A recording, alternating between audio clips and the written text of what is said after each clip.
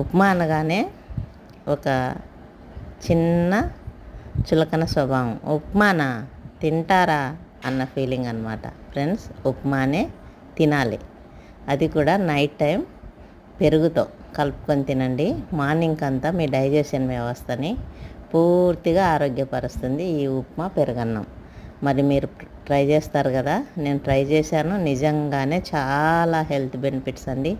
Sugar పేషెంట్లకి, వృద్ధులకి, మరి అలాగే 40+ ఏజ్ వాళ్ళకి, ప్రతి ఒక్కరికి చాలా బాగుంటుందండి. మీకు తెలుసో లేదో ఇంకొక నిజం, ఒక్కసారి మిగిలిన ఉప్మా అని చూడకుండా పడేయకుండా పెరుగులో కలిపి తిని మీరే చూడండి, తర్వాత కామెంట్ పెట్టండి. వాటి ప్రయోజనం ఏంటో మనకు తెలుస్తుంది.